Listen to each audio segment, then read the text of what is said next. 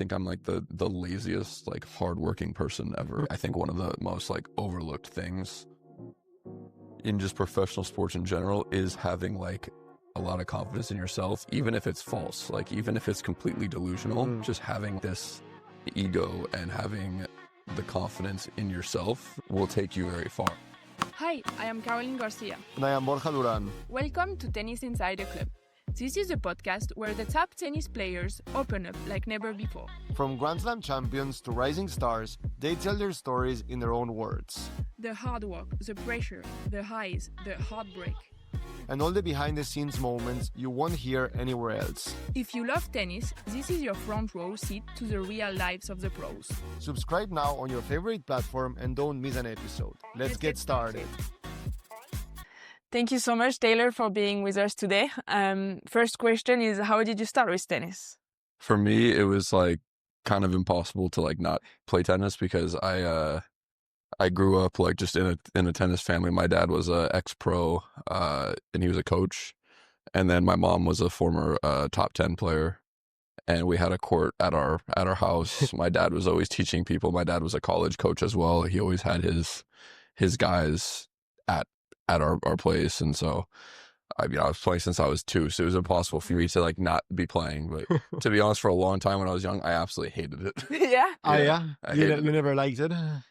At first, no. Okay. And my dad would do all types of things to just try to get me like on the court. Yeah. But I liked playing all sports. Like my day when I was like a kid would just be like, I don't know, play a couple hours of basketball, play a couple hours of baseball, play some tennis, go to sleep, then take a nap, then come back and then play soccer, play more. So, but yeah, out of everything I played, tennis was my least favorite. My dad would start getting like my friends to come and give like free tennis clinics to my friends.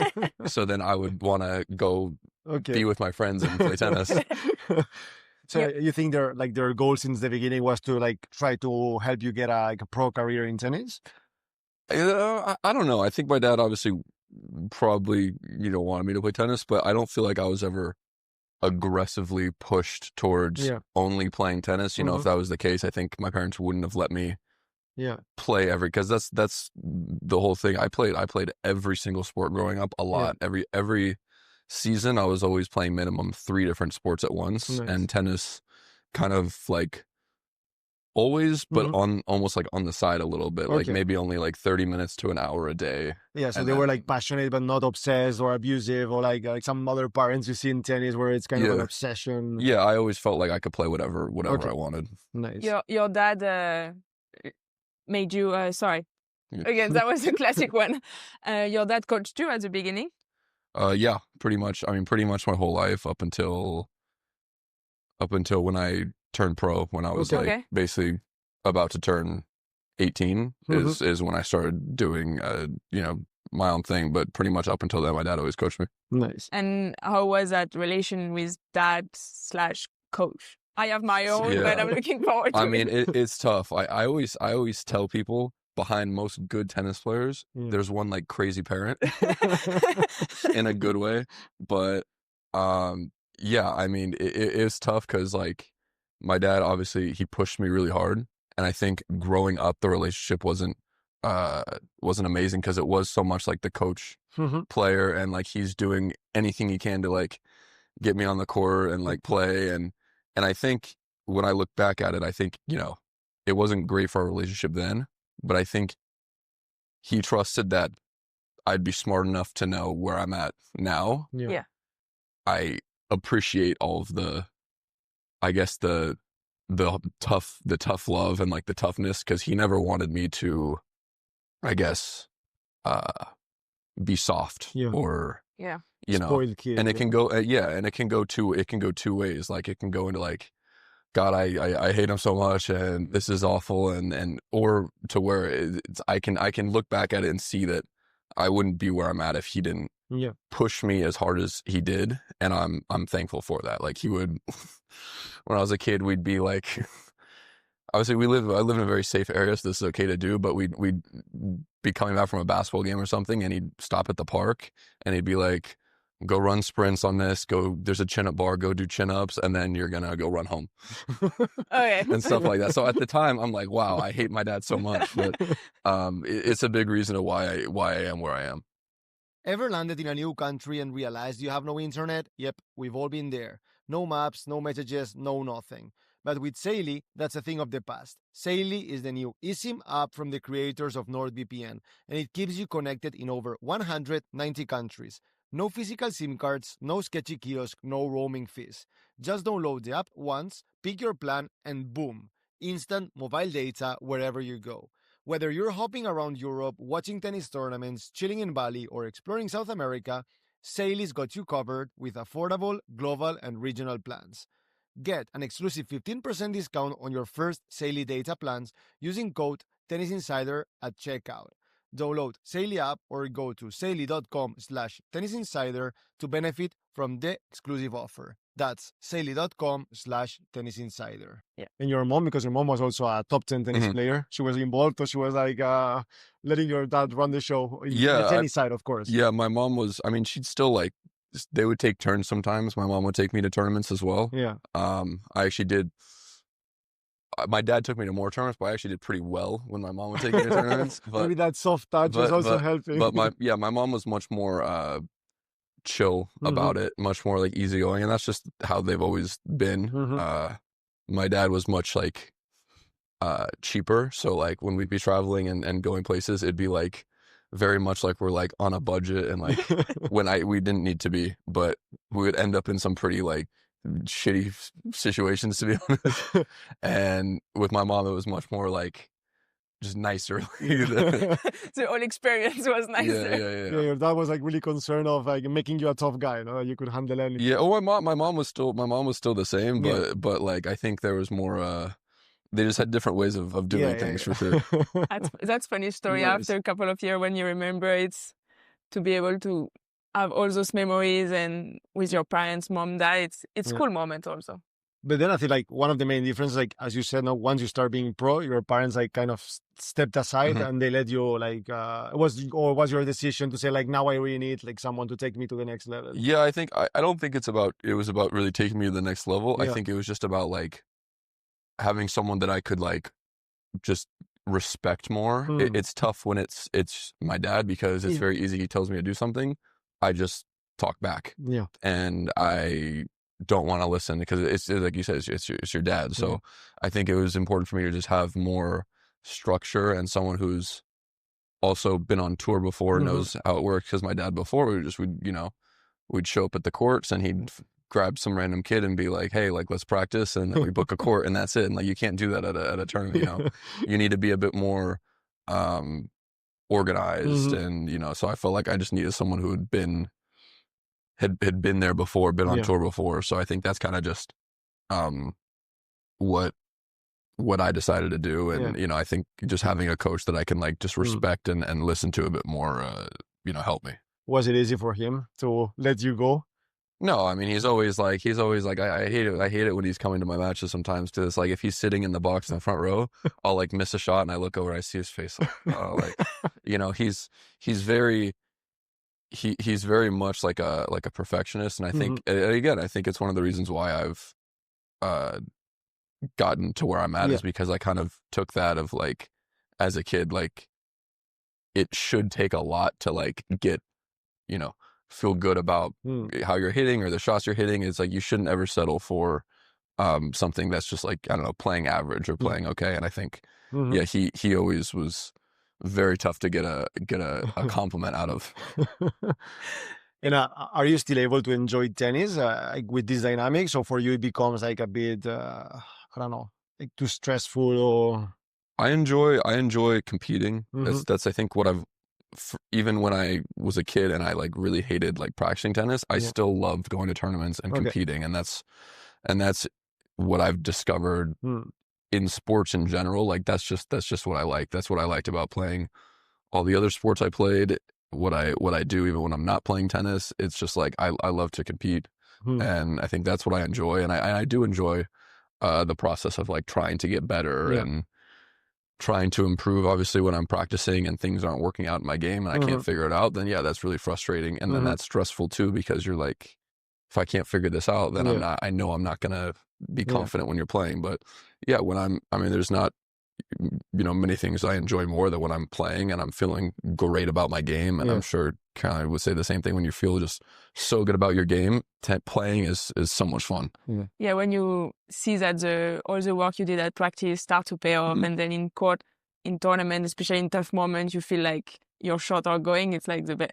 Yeah, things are just kind of clicking for you. Yeah, I settle if I can put a serve on the other side. After, you always feel there is a big gap for men's and women's with competing. Looks like men's are like way more like comfortable in competing and like having struggle on court. Sometimes women's like with result or stuff like that get more stress. You think?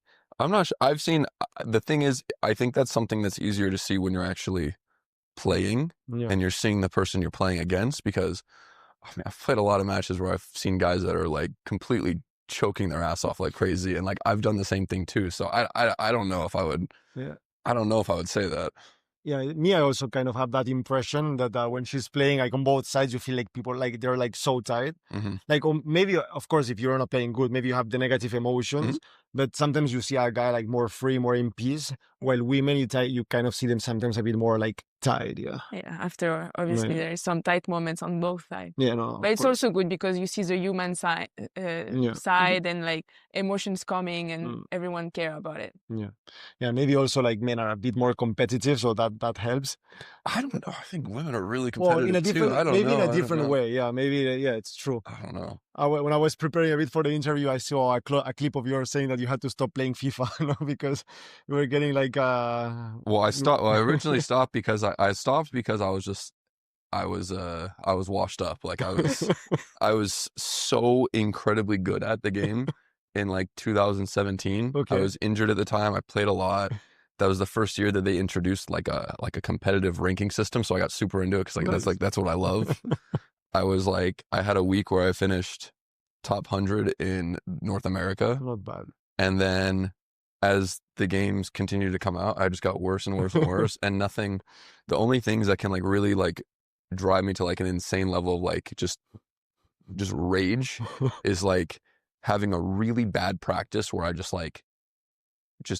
shots feel like shit and I have no idea why. I have no answer for it. And like that, and then FIFA. So I had a massive hole in my desk from just slamming my controller through the... I can't relate with the first one because I don't play tennis like professionally, but with FIFA I've broken like so many like remotes, and with my siblings like sometimes we want to kill each other, and it creates some very like dark emotions. The amount of times I'd be on the road somewhere like in Europe and I'd have to go find like somewhere where I could buy a new controller to destroy my controllers. Like, so yeah, I stopped because I was like, I couldn't deal with the fact that I was like nowhere near as good as I used to be. It made me so mad. So I was like, I gotta be Expectations. done. I'm like a very like extremely calm person. I like never get like upset or bothered by like anything.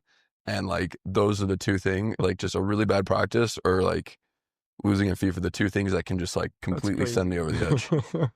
I know that feeling. Then you had success quite early on, like since in your 18, 19, you were already having some success, like a lot of expectations.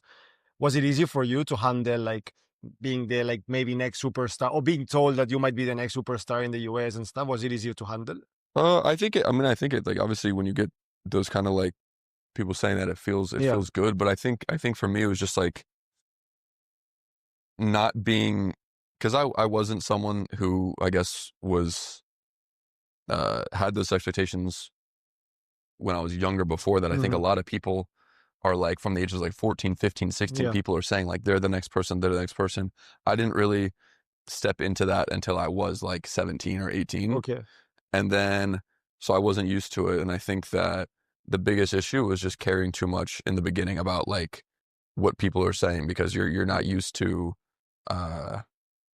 you're not used to it before. You're not used to anyone talking about you, saying anything about you before. And I think that's like probably the thing I'm handled the worst and was like the most probably like embarrassed about looking back now, because now I'm at like, I don't give a fuck what people say. Like it's crazy. Like why would I ever care what anyone says? Yeah.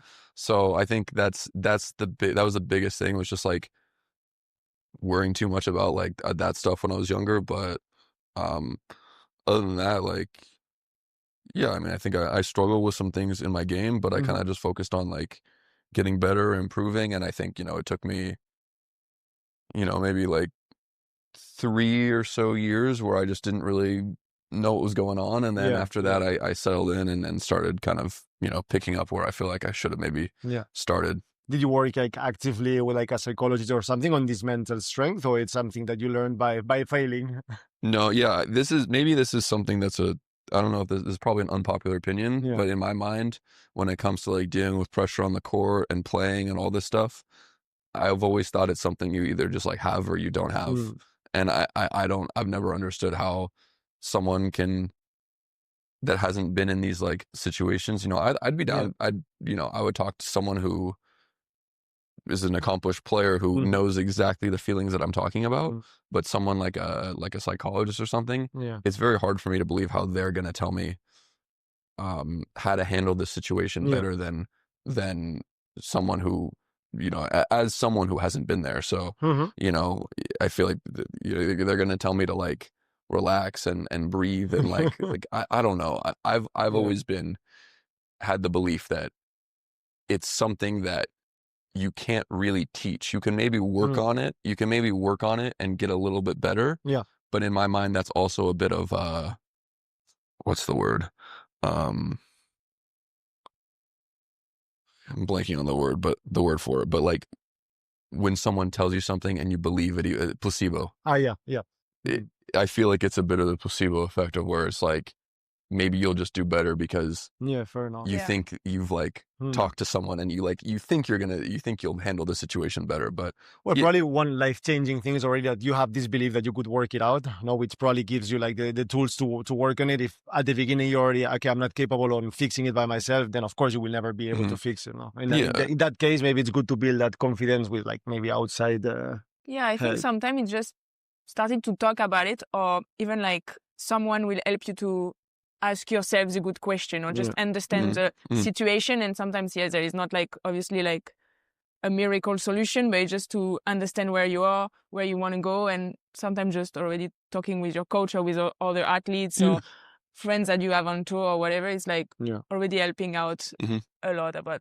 Yeah, I feel I'm a pretty like self-aware person. I feel like I'm having those almost like internal conversations with myself all the time of like being real about like how I'm playing, what I'm doing mentally, what I need to fix, all these things. I think I'm pretty good at, I guess not being like delusional about that stuff. And like if I need to fix things, I can tell myself that I need to fix things. Yeah. I mean, being a mature person probably helps, and being able to understand your weaknesses is for sure a good skill. I saw you, and now I think about it, but I saw you say that you were against the on-court coaching. Oh yeah, it's awful. Why? Because you think it's bad for the game, or because you just... I understand. I think it's bad for the game. Yeah, the game of tennis, it's definitely bad. But for fans and stuff, if like there's a way to like hear what you're saying to your coach and the coach can hear what like if fans could hear that stuff, maybe that's more like entertaining, but we don't even do that anyways. So it's we're already missing out on that. So it's like tennis is so much like this is an individual sport.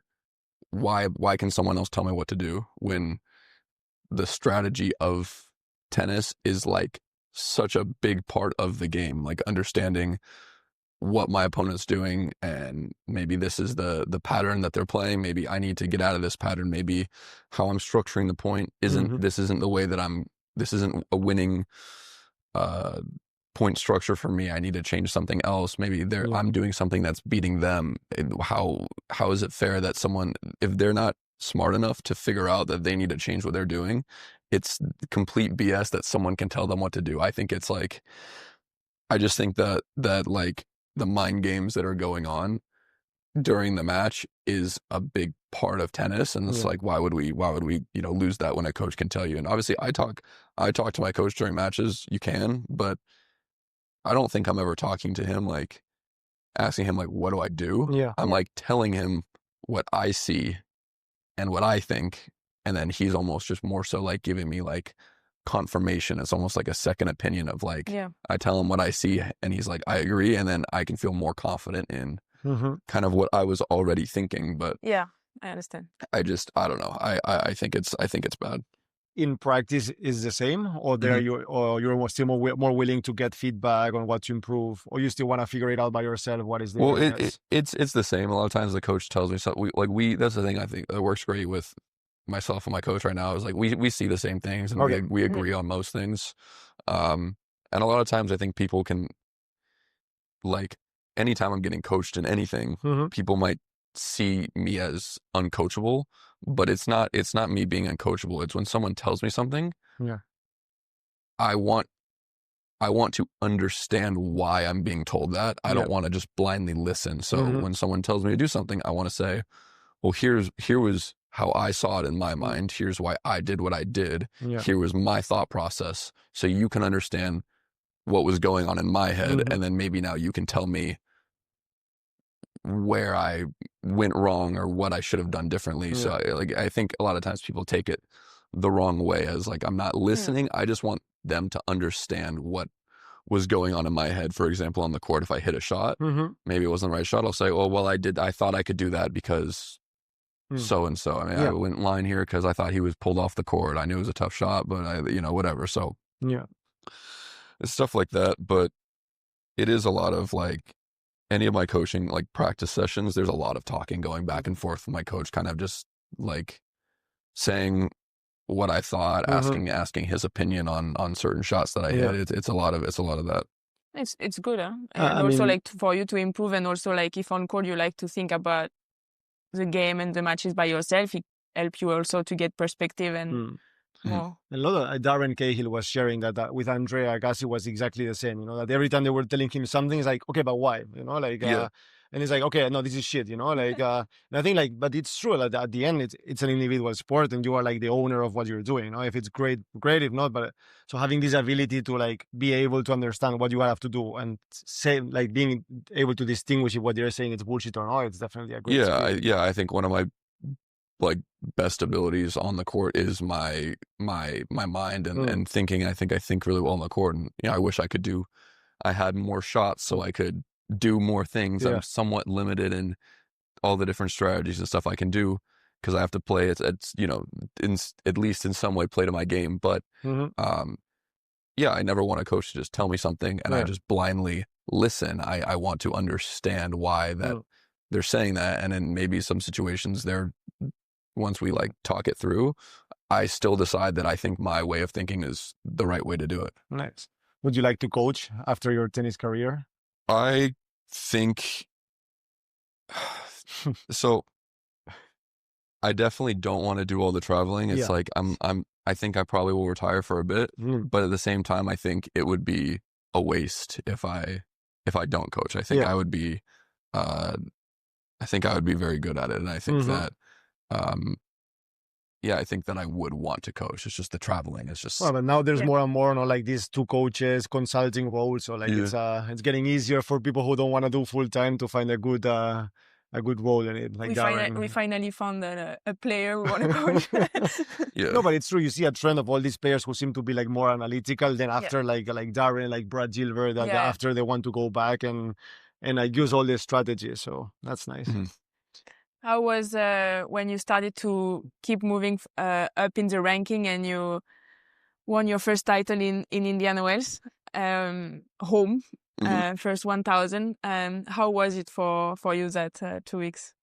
Yeah, it was. I mean, it was crazy. I feel like that year in general, I felt like I was just playing very good tennis. I think towards the end of, because I was like beginning of 2022, at the end of 2021. Things really started kind of like clicking for me in my game. I started feeling like I was at like I don't know, it was like after Wimbledon, my ranking had just been like down. I'd gotten to like, I think like close to 40. And I was feeling like it was like probably one of the lowest points I'd been in like a while. And then out of nowhere, like things just started kind of clicking for me. And so then I had like an amazing off season because I was so like excited to be playing tennis. Like finally, like years of like certain shots not feeling good for me, everything felt great. came into the year like 20 in the world, and I was like so convinced in my mind, like I'm so much better than my ranking right now. I'm playing at a level where I should 100% be top 10. And so going into those weeks, I felt really good. I've been working really hard. I felt really good about my game. And then I just kind of kept squeezing out these like close matches. And like, you know how it is. It's like some of those weeks where you just like, you get through those close ones. It's just like kind of like meant to be. You feel like almost like when you're getting out of those like tight matches, you just feel like so confident in the big points as the tournament goes on, and that's like one of the most important things. And I think it was unreal to win it and do it in Indian Wells. And you mentioned like at one point in the year before you were at your lower. You meant just ranking or also mentally? Both, because I felt so bad about my game. Like I had this joke. It's not really a joke though, because it's like also kind of true. I would tell my team all the time. I would always say like, God, when I was 17 years old, I hit my forehand so much better than I hit my forehand now. Like, and like, obviously all the other parts of my game were much better when I was 20, 21, whatever. I'm serving way better. I'm moving so much better. My backhand's probably the same or better. But I was like, God, my forehand is so much worse now than it used to be. And I'd just tell everyone that, and they'd be like, stop, like, shut up. I'm like, I swear to God, my forehand was so much better when I was a junior. And it was true. Like, I felt like the matches I was losing, like in 2021, I had a knee surgery. I was back very quick, but like I was just having a bad year after COVID. I felt like COVID really like disrupted like my rhythm a bit. I felt like I got some momentum going right before COVID. I made the finals of Acapulco the week before we stopped. I had just hit a career high of like 20 something. The finals of Acapulco was my best result ever. And then we just went full stop. When we came back, I was playing awful. And then that year, 2021, was just not a good year. Again, like I said, just dropping back in the rankings. I was just felt like it was like the first time in like my career that I felt like I was moving the wrong direction. And out of nowhere, this is going to sound so ridiculous, but I just started watching videos of me like playing when I was like 17 and 18 years old, like hitting forehands. And then I just started trying to like break that down and like recreate it. And then that week of Indian Wells, I just started hitting my forehand really good again. And that started clicking. And then once that started clicking, everything else in my game started to like work with it. Because I guess when I'm not hitting my forehand well, I don't actually have like a way to like finish points, and like, 'cause my backhand's solid, but my forehand's like a finishing shot. So like when it's rough, it's there's not much I can do. And I was losing matches like a couple tournaments before Indian Wells, just choking my forehand, like just like any big point, like it was just so bad. So that's kind of just what got me out of that low point, and everything just started clicking for me. And then since then it's kind of like stable. I mean, I've gotten the baseline for it has gotten to a point, and there's definitely weeks where I'm hitting some shots better than others, but that was, I think, really the big turnaround for me. Yes. And after winning Indian Wells, like, you don't like start like to put too much pressure on yourself though. Now I need to do it every week. You still like take it one day by day, trying to get better. Yeah, of course. I think that year was kind of tough for me because I actually got injured a good bit after the Indian Wells title. But like I missed like almost the whole clay court season because I had a stress fracture in my foot. And I think a lot of it was just playing when you're winning, you're playing so much more tennis, and I wasn't used to that. So like playing more tennis and playing it at a higher level, it just wasn't like, I guess I wasn't ready for that. But and even if you're doing like a lot of gym work and all that stuff, I still think it's like nothing can actually like substitute being on the court, playing the high level matches. Like you have to do that in order to get your body used to it. So I still took it, 1 week at a time. And then for me, I'm someone who I've always felt like once I do something once, it just becomes like substantially easier to do it again, like to recreate it. Like I've always felt like that. So if I can just like, sometimes it takes me a while to get to a certain point, but once I can get to it, then I feel like can happen anytime once again. Once I do it once, it can do it again. Nice. Yeah, and you mentioned like you felt like you were playing a good level, top 20, top 10. So obviously, if you have that mindset, if you win the tournament of 1,000, maybe it's not the world, maybe it's not normal, but it's in that direction. So it's just confirming what you had feeling. So maybe it's not as much of a surprise if you underestimated yourself. Yeah, of course. I think one of the most like overlooked things in just professional sports in general is having like a lot of confidence in yourself, even if it's false, like even if it's completely delusional, just having like this, like having an ego and having the confidence in yourself will take you very far, I think. Yeah. I don't like to, you know, sometimes someone maybe who's lower ranked or not as good will say something like, you know, that some people might take as arrogant or cocky, and some people will tell me like, oh, can you believe you said that? And I'll be like, I like it. Honestly, I don't like to call people, I guess, cocky or arrogant for just saying something that they want to do. You know, if it's different, if they're like, if someone's bragging, then that's I take that as arrogance. But if someone's saying something that is like,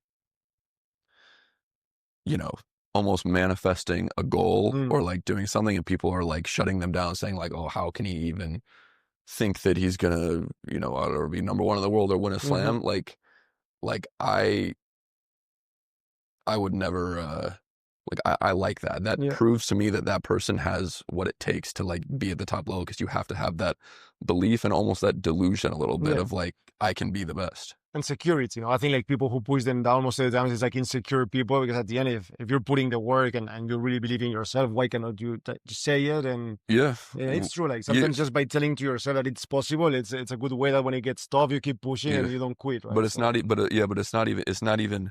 I guess telling yourself it, because you truly have to like really believe it. You have to be kind of like a little crazy to like actually believe it. Like I think, you know, when I was 13, 14 years old, I was so delusional. Like I was good in like Southern California and like okay in like the nation. But in terms of people that are born in my year, there's probably like 20 kids better than me. Okay. And like for people that are in 97. So I was nowhere near the trajectory of being a professional player. And people would ask me what college I'm going to. I'm going pro. I'm going pro. And like people would like, I remember specifically one player asked me what college, and this player was way better than me at the time. Okay. He asked me what college I was going to, and I was like, oh, I'm not going to go to college. And he just laughed at me. Like, oh no. And it's like I was mad that he laughed at me. Like, but like, and that's the thing. And then I ended up like, obviously ended up doing it, but I think I got a rude awakening when I went to USTA and practiced with all those guys and realized like, wow, like I'm nowhere near as good as I thought I was. Yeah. But because I had that such a huge, I guess, ego about wanting to be a pro, then it pushed me to like train and get better than compete with all those people. So I think almost having that like delusional belief in yourself that you truly believe it's like a huge thing in all sports that you can't teach. I mean, you were delusional, but you were at the same time willing to like do all the extra work needed to get there. No? And I think as long as you're willing to do that, you maybe have your shot. Yeah, that's what I'm saying. If you don't have this, like, I guess these things going, if you think you're really good but you don't have that, like, I guess, like I said, the delusion, like you get to this place and you see there's 20 people better than you, and then you're like, oh shit, well, I guess I'm going to college. Like, I guess I'm not as good as I thought I was. It's like, it's the to like prove that it's real. Like there's So you never thought about going to college? No, it was never an option. So I said I would go to USC if I went to college. I verbally committed to USC. Okay. But it was never in my mind. No. Okay. Gotcha. I mean, after when you did I'm confused. You won Juniors. US Open and you made final in French Open, so yeah, in juniors, so it was good. I made the decision right before the US Open. Okay. So I played I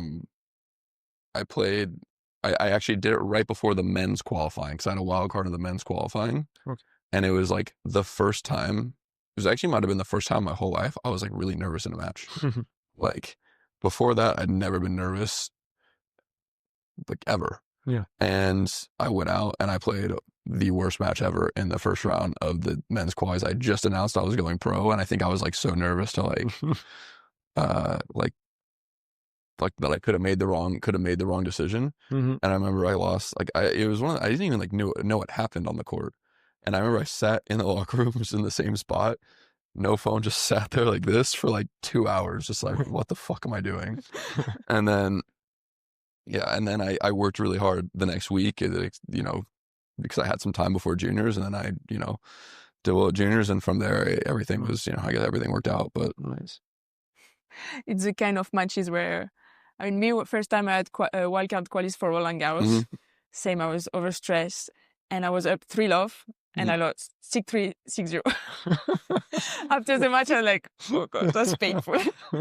So it's not the best experience sometimes, playing the slams. Yeah. Can I talk about it? Yeah. And last year, you made a bronze medal in Olympics with Tommy Paul. How was the experience, and also sharing it with Tommy with same year as you, and how was that? I think it's really cool that we were able to do it together. Like, I grew up with Tommy. We've known each other since we were like 14 years old. So he's one of my best friends.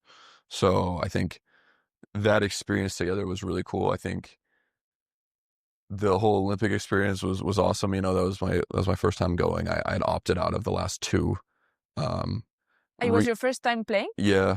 Rio, I didn't really want to go, and then I was super excited to go to Tokyo. Yeah. And then when everything came in with like all the COVID, everything, I was like, I don't want this to be my Olympic experience. First Olympic experience. Okay. It's just not going to be like correct. Not the real deal. Yeah, like COVID, no one can like be around anyone else. Like the village was probably like not going to be like the village. So it's like I just didn't want to do that. So it's the first time the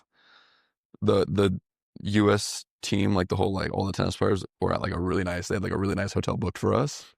Tommy and I were like, no, like we're in the village, we're grinding it out, like sharing our like the smallest room ever. Jerome also grinded it out with us. Everyone else came for like a day and then went to the hotel. Yeah. We were like, we're committed to it.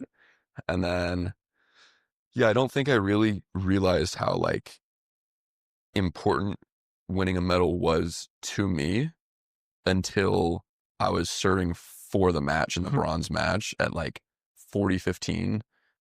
I was like, that's when it was like, oh my God, like I'm actually like tight. Like I didn't think I'd on the last point, it's okay.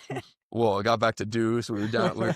We were down a couple break points. Like it was a little scary. It was not the last point at the end. It was a little scary, but I didn't realize until that moment like how much it actually meant to me to get to win a medal. Nice. So you rarely get nervous during the matches, or like crazy nervous? It just depends. It just depends on like, I think how confident I am and how I'm playing. If I feel like really like bad about my game, then I'll get more nervous, because then the thoughts of like my decision making, it doesn't flow as easily to me, because shots that I'd like see and I'd be like, I want to hit this shot or that shot. If I'm playing bad, then I'm not going to make it. So then I can't just sometimes do the first thing that comes to my mind when I'm under pressure. I have to kind of reel it in and not just hit the shot I want to hit, because if things aren't going in, then so. But no, whenever I'm playing well, I'll play my best in the most important moments, and I try to tell myself that let's make, in a pressure situation, obviously you understand your opponent, you understand what they're comfortable with, what they're uncomfortable with. Let's make them beat me with whatever I know that they're uncomfortable with. Let's hit to their side that gets tighter. If I'm playing someone who has a side that goes off, I'll hit every ball there. And if you can beat me with that, then that's cool with me. Like I'll accept that. So for me, it changes. And I think Olympics, especially, I got a little more nervous in that one because I'm playing with someone else. So like, I think I've found myself sometimes getting a little bit more nervous in like a big doubles match, because I don't want to actually let down my teammate. I think when it's just singles, it's definitely less nerves. Interesting. I see you more as an aggressive player on court. Yeah, for sure. That's why it's interesting for me to see like everything that goes in your mind and how I mean, obviously tactic is always very important, but I feel you spend quite a lot of time like trying to figure it out to play, and I always saw you as a player who were like super aggressive, going for the shot right away. And it depends. For me, it depends on just the flow of the match and how it's going. If I'm playing someone who is playing really well and they're when they're pulling the trigger, they're beating me, and then I'm gonna have to play more aggressive, and I'm gonna have to be the one that takes the shot. If I see the shot on a big point, then I want to take it. If I'm playing really well, I'm just gonna take it because I don't think I'm gonna miss. But if I'm playing a match where, you know, maybe I'm in a game, I'm trying to break serve, and the person's made 2 or 3 mistakes in the game to give me the break point, I think it'd be pretty dumb of me to just pull the trigger on a shot. Yeah. Because why would I give this person a potential, even though there's a good chance that I'll make it, even though it's my game to be more aggressive, why would I potentially risk giving this person a free point when they're obviously just made a couple mistakes? It's like, let's make them, so just depending on kind of how it's going, like I said, the flow of the match, I can decide how aggressive I want to be on a big point. You know, if I feel like I've had some break points, they've come up with really good shots, like they're beating me, then it's like, okay, I need to play this point more aggressively to try to win it, because they've shown me that they're going to beat me in the point if I play too safe. But if I feel like that they're tight, they're going to miss, you know, they want me to make a mistake, then I'll just, like I said, hit to whatever side I think's a little sketchier from them. They're going to be a little more tight on, and, you know, let's see you beat me. Yeah, that's a good approach. And do you think it's something you learn and improve with time? Because sometimes aggressive player at the beginning, maybe they go too much for it. I'm the first one, I still go too much for it. But after like learning sometimes to balance it a bit may take a bit longer than more like tactical. Yeah, I mean, I think as I got older, I started to have more balance. I think when I was younger, I didn't have the option to be more steady because I was extremely slow and like couldn't play a long point. So I'm always pulling the trigger the first chance I get, because I didn't feel confident staying in like a long rally and grinding and like running. And I think once I improved my movement and improved just like my ability to like be steady, I started to understand that that's also an option for me. And then I've noticed, just watching tennis, playing tennis, like when you're someone who has a big serve and you're probably not going to get broken, there's a lot of pressure on the person returning. Yeah. So a lot of times I win matches where I don't have to do much. Like I take care of my serve. You know, I'm always trying to be aggressive off my serve because it's a good time to be aggressive. I personally believe people play points way better from the baseline when they're the returner than when they're the server, because there's more pressure on you as the server. So I tend to like make people play a bit more when I'm the returner. And I mean, it still surprises me to this day how many matches I win where I feel like I took care of my serve, I put balls in the court when I was returning, and they just gave me mistakes and they gave me a break. It happens a lot. Write down some stuff. I will try. Last year you made it to the final of the US Open. How was that experience for you? Yeah, that was great. I think US Open for me is like probably like the most stressful like 2 weeks of the whole year. As an American player, it's the tournament that I obviously care about doing the best at. There's so much stuff going on before the tournament, like shoots, events, like everything. It's like the busiest week of the year by far. So it's just like a lot going on, but I was defending a quarterfinals as well. So it was like, you know, I definitely wanted to do well.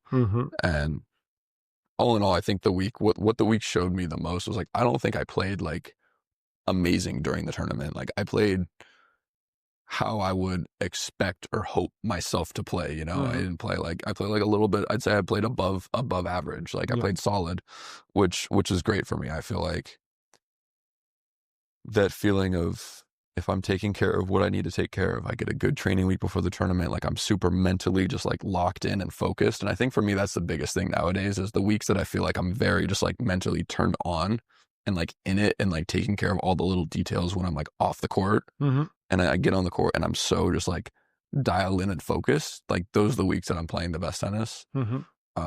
Because the actual tennis level itself, I feel like has just been there. So when I feel like when I'm on top of all that stuff, my average or slightly above average level tennis was good enough to get me to the finals. Obviously, it's not always going to work like that. There's some people are going to play like really good against you, and then you're not going to beat them. But in this situation, the U.S. Open, I played well the whole tournament, nothing crazy, and I think that was really great to show me that I don't need to play or be playing amazing to like feel like I can go deep. As long as I'm just mentally like very locked in and like playing solid, then you know I can have like big results. Nice. Yeah, that's the good approach to it. You know, if you did it once, just keep working and it will happen. Yeah, I feel like sometimes I'd show up to tournaments and be like, I'm not playing my best tennis, and I'd almost kind of just like write the week off because I'm like, I'm here to like, you know, go deep or win the tournament, and I'm like, oh, I'm not playing well enough, so I'm probably not gonna. And it's just like it's a bad, like, I guess, mentality to be in, where it's like I'm almost just writing off the week before it starts. And I know other players do this as well. If they don't think they're playing great, then they're just like almost don't care as much about the tournament because they're like, oh, this is just not my week. I'm not playing like amazing tennis, so I'm not gonna. And so I think that's the biggest thing that I learned last year. Is like I don't need to be playing amazing tennis to still, you know, go deep in tournaments. Nice. Yeah, and the other thing also with tennis, sometimes you can start a tournament with a level quite average or slash bad. Yes. And you pass, and then the last match you will play either like semi-final or final. You're like, okay, this is like two different for sure. division. It's like for sure. You can 100% always kind of just play yourself into the tournament and get better each match. And you can also do the opposite. Oh, you know? yeah, of course. You can play an amazing first match and then play horrendous the next match. But, the good practice week sometimes doesn't mean it's like going to be a good tournament. But peaking too early. I've had it go both ways. So I don't know. Some people say it's always like good practice week, bad practice week, good. But I've had the worst practices ever and then ended up winning a tournament. I've had good practices, played well, I've had it in every single different way. So I don't look into it too much now. Do you put like goals, like result oriented, like winning a specific tournament or a specific ranking, or you just focus on the journey and trying to get better every day and see how far that gets you? I mean, I focus on like, I'd say like there's like ranking points I want to, but I think I like to set my goals almost like, I like to reevaluate them throughout the year. I think it's like a really dangerous thing to do to like set, I guess, for example, last year I wanted to make World Tour Finals. And then after US Open, I was pretty much set. I was going to like almost for sure finish the year like 6 or 7. It was almost impossible for me to not be 8. So that's where it gets, I guess, dangerous because you're like, oh, I got my goal. And then you can kind of just like, lose the motivation the rest of the year. So then I set a new goal. I said, okay, now I want to finish the year top 5, which was a tough goal to set at the time. But it kept me, I guess, motivated for the rest of the year. And then also, you know, maybe if you set a goal at the beginning of the year, it's like, oh, I want to finish the year 1 in the world. And now you're halfway through the year and it's not going to happen. You have to reevaluate also. Now you got to reevaluate and say, okay, now let's make it to the World Tour Finals or something like that. So it's like, but I never like to set expectations on one tournament in particular. I hate that. It's too risky. It's like something I learned early on, like almost like skipping a tournament to train to like peak at a tournament. Like putting too much on one tournament is just like, I think it's like the worst thing you can do. Too much pressure. Yeah, makes sense. Yeah, for sure. And how do you try to manage to balance like tennis and recovery or in the tournament, day off? And so I'm like not the best. Well, I guess, I mean, I like the way I do things, but other players probably would like not like it. But when I'm not like taking care of like my training and my like doing the stuff that is required for the job, I am doing absolutely nothing. Like, and that's what I like. That's what I like to do. I feel like my battery to like just do things and like work, and it's not, I don't have a lot of energy to do things. So I put all of my energy into, you know, going to practice and doing my recovery and work and doing the body stuff I need to do. Mm-hmm. And then outside of that, I'm completely checked out. We will not see you visiting Rome.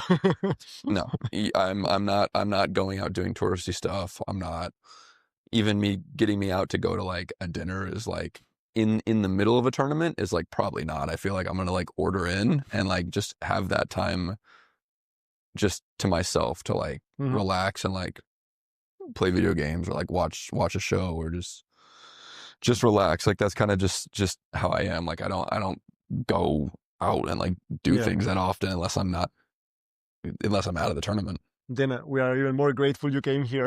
We appreciate it. Yeah, thanks.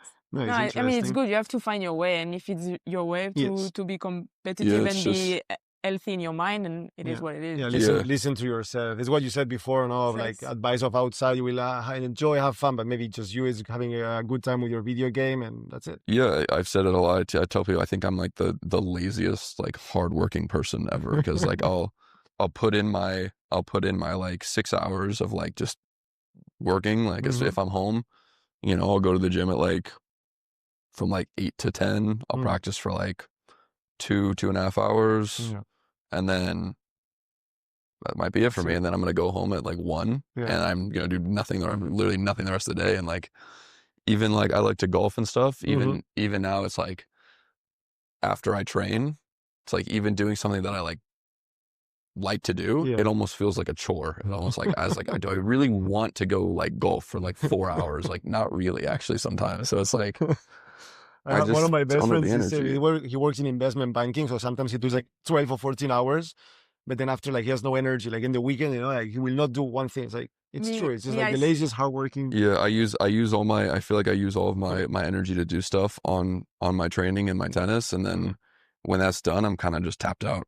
And you'll have plenty of time once you retire, whatever that is, to enjoy your life and do other stuff. Yeah, I think, unfortunately, though, I think when that happens, that's when I'm going to like want to go back to tennis.